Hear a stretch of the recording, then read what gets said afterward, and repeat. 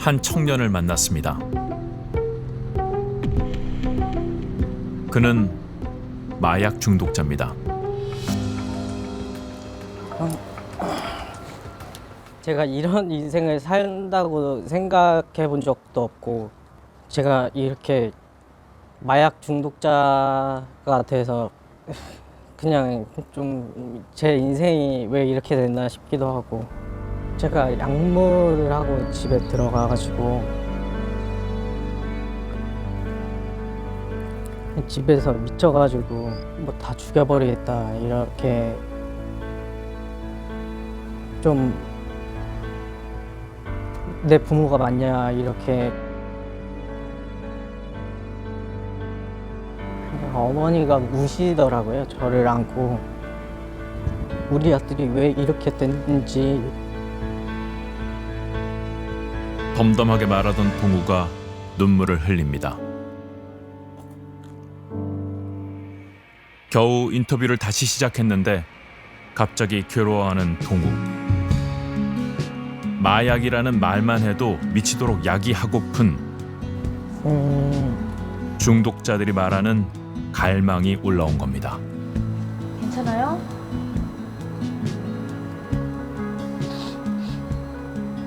정말 지긋지긋한데 이걸 계속 하고 싶다라는 제 자신이 너무 혼란스럽고, 그냥 좀 이렇게 너무 괴롭다 보니까 좀 죽고 싶다라는 생각도 많이 들고요. 지옥의 문을 연 그들의 이야기가 시작됩니다.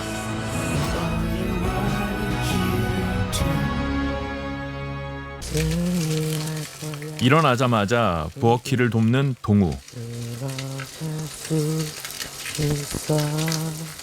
날이 좋으니 기분도 좋은가 봅니다.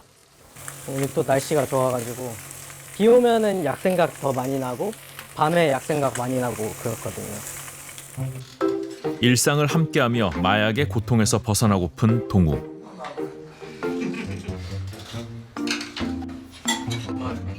그러나 마음의 평화도 잠시.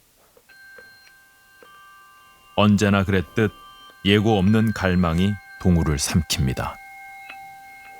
참아내야지. 어차피 약은 할 수 없잖아. 그냥 약하면서 죽고 싶어요. 약하면서 죽고 싶다고? 그러면 약하고 죽으면 그 다음에 부모님들이나 다 이런 모든 분들은 어떻게 생각하려고?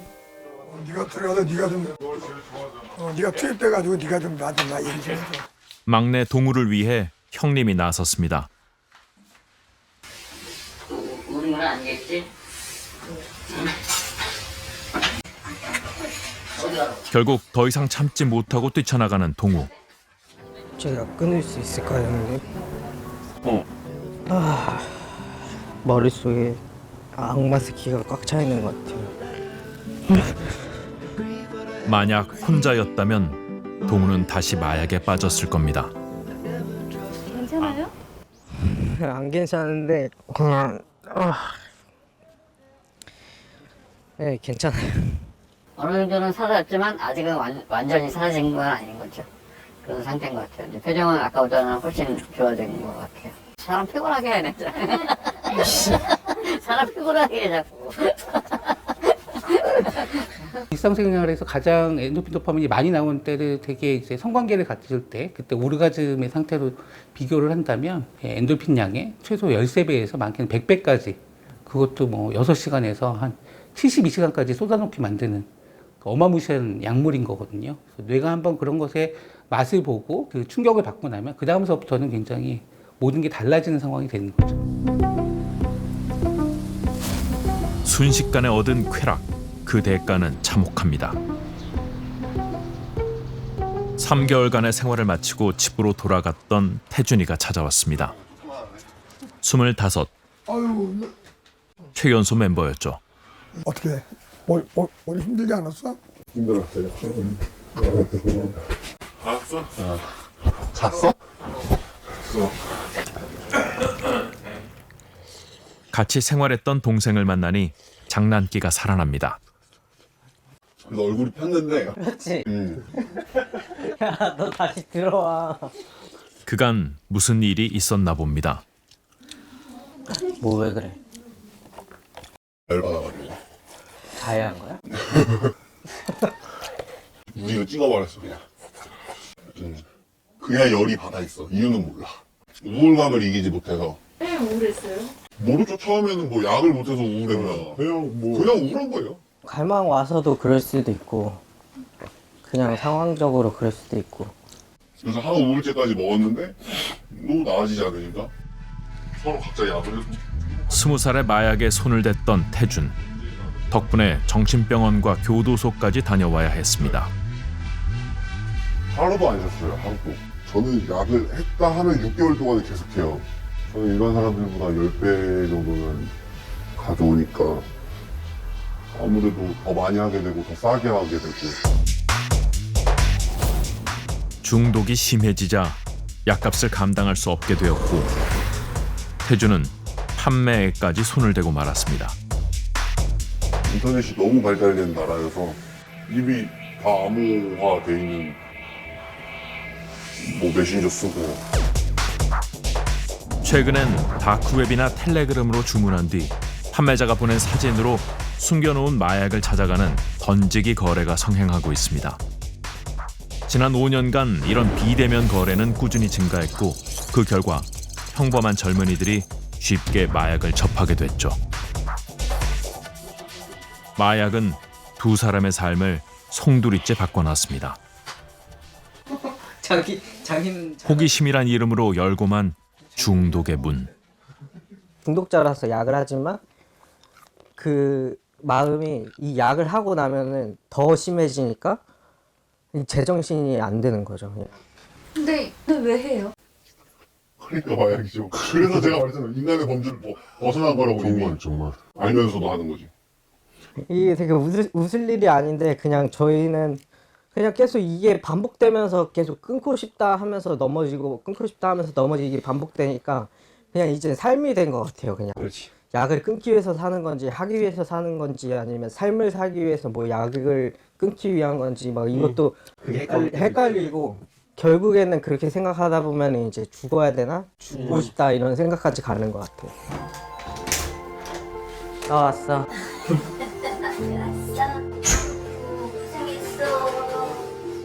엄마가 있는 집, 우리 집에 왔습니다. 내 아이가 마약에 빠진 걸 안 순간부터 엄마의 시간도 멈췄습니다.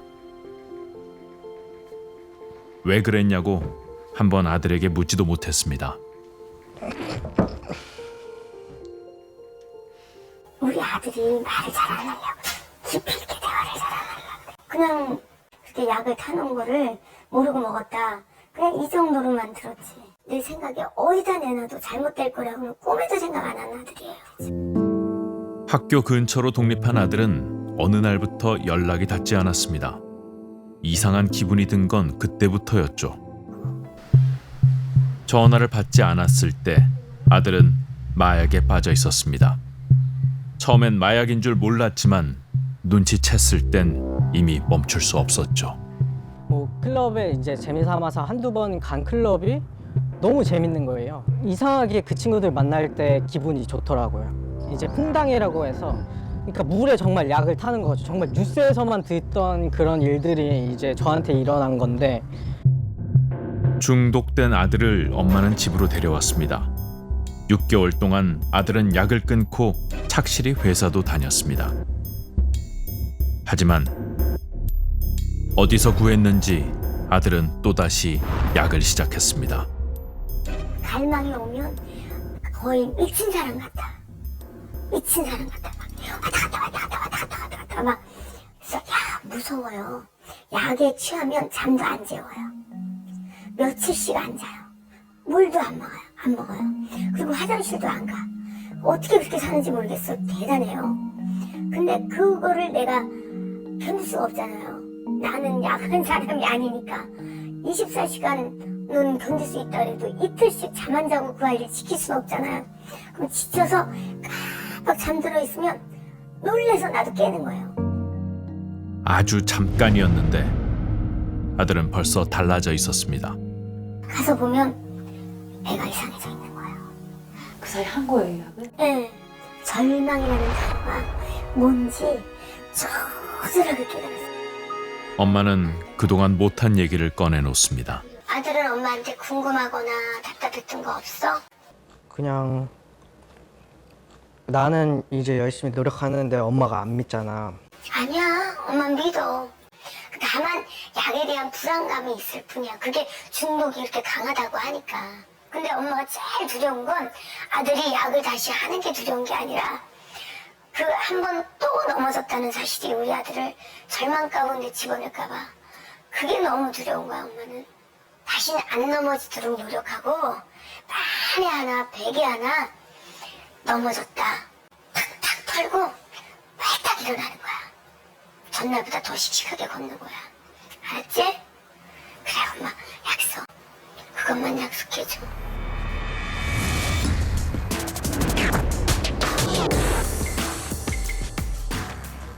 약으로 올라야 되는 도파민이 약이 안 들어오니까 자극적인 거 엄청 먹어요. 몽롱한 거죠. 몽롱한 상태에서 컵라면을 한 번에 3개를 먹었더라고요. 그거 한 40kg 쪘어요.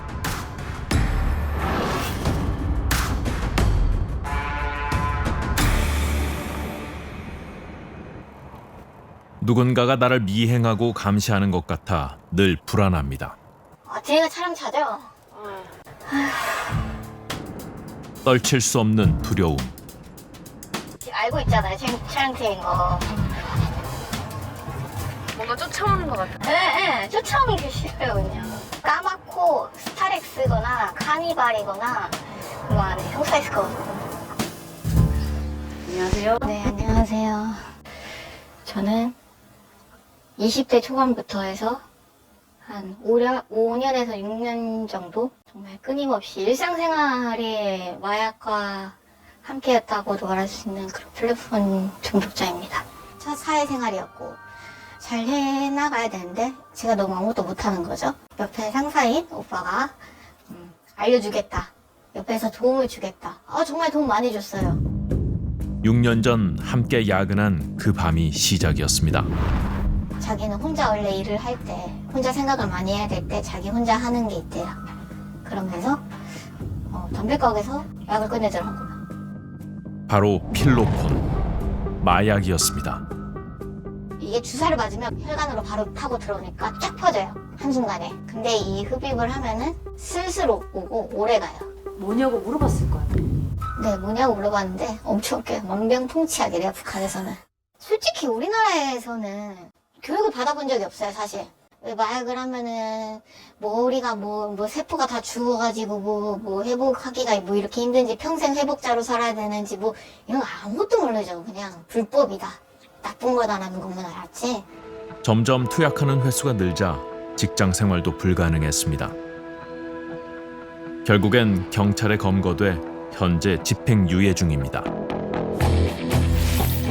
여성 마약류 사범은 빠르게 증가하고 있습니다.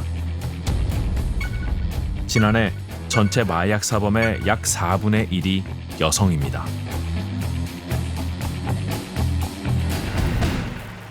서성이던 민서. 맞네. 잠깐만. 무언가를 발견했습니다. 약이네. 안에 물 들어갔네. 진짜? 네. 어떻게 알아요? 테이프 작업한 거. 안에 이거 지금 약 녹아 있는 거예요. 했네.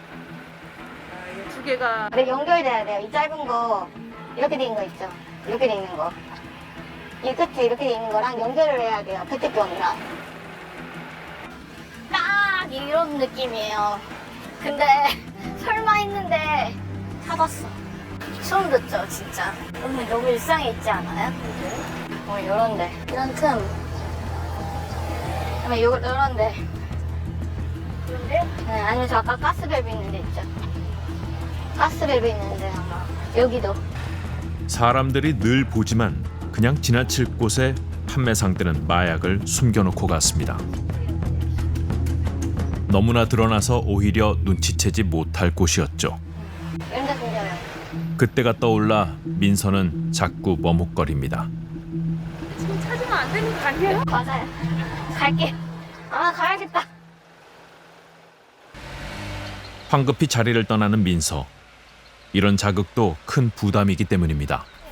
여기 오기까지 많은 용기가 필요했다는 이들.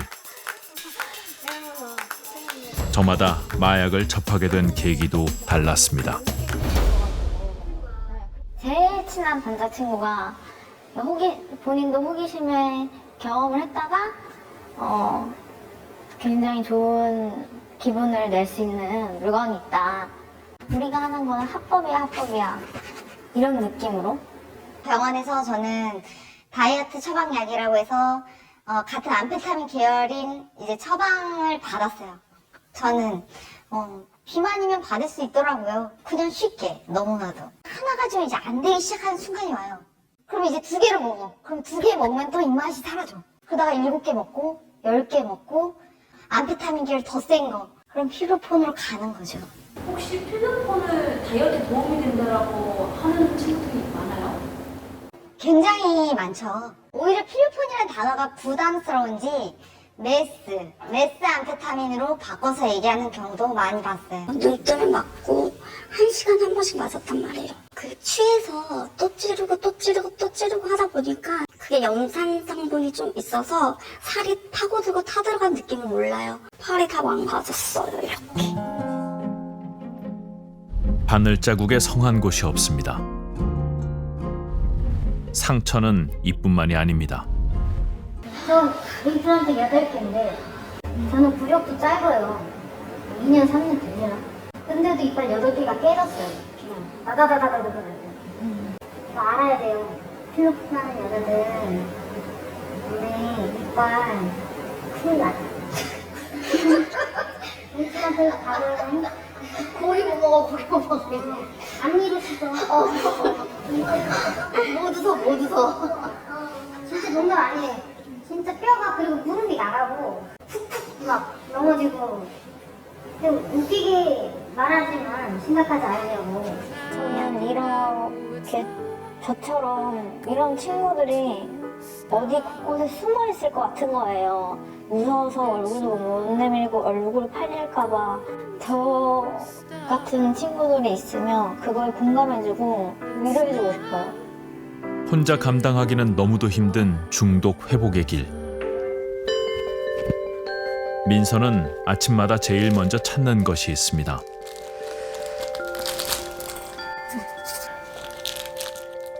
손에 쥔 건 한 줌의 알약. 마약을 끊기 위해 또 다른 약에 의존합니다. 이제 그 병원에서 처방받은 약인데 단약하는 제일 갈망이 올라올 때 아침, 우울할 때 아침이랑 그다음에 저녁 2번 먹어요. 약으로 올라야 되는 도파민이 약이 안 들어오니까 갑자기 초콜릿 자극적인 거 엄청 먹어요. 입이 피날 정도로 입에 피가 나요. 한때는 이제 잠을 못 자니까 그렇게 우울하고 맨날 뭐하고 갈망 올라오니까 잠을 못 자니까 수면제를 처방해 주셨는데 갈망이 크니까 몽롱한 거죠. 몽롱한 상태에서 컵라면을 한 번에 3개를 먹었더라고요. 근데 기억이 안 나요. 마약을 모르던 시절 그녀는 새로운 도전을 좋아하는 호기심 많은 사람이었습니다. 하지만 지금은 집에서 먹기만 합니다. 폭식은 중독이 가져온 후유증입니다. 중독이 됐다는 거 인지를 못한다는 게 제일 무서운 것 같아요. 진짜. 자살도 많이 하고 싶었고 그러다 보니까 약이 생각이 나더라고요. 왜냐면 그거 먹으면 뭔가가 뭔지 모르겠는데 괜찮아질 거야 라는 생각으로. 마약 없이도 괜찮아져야 합니다. 그런 날이 오면 민서는 가장 먼저 고백하고픈 사람이 있습니다. 바로 부모님입니다. 저는 음악 전공해서 이제 학생들도 가르치고 부모님이 어디서나 저를 자랑하는 딸이었어요. 부모님은 전혀 눈치 못 채고 계세요? 전혀 못 채고 계시고 계속 거짓말했어요. 어디 아프다. 왜냐면은 마약을 했다는 것보다 아프다고 말하는 게 더 나을 것 같아서.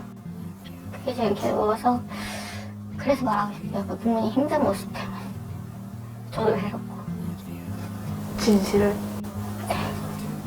도움 받고 싶어요. 진짜. 왜 그걸 이해를 못해 진짜 미쳤냐 내가? 단협도 해야 되고 회복도 해야 되고 난 애기 지켜야 되고 내 생각했어? 자기가 차가지고 그냥 우리라도 너는 그냥 기분이라도 내볼까 이런 생각도 하는데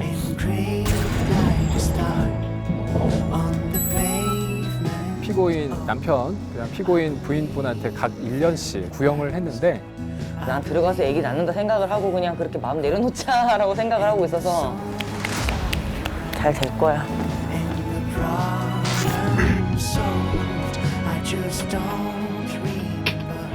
회사에서 업무 스트레스를 받다 보니 약물 생각이 또 나네요.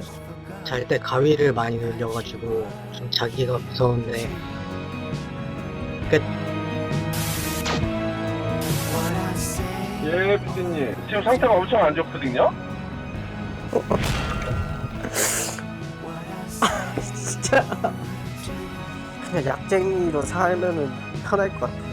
교도소 왔다 갔다 하면서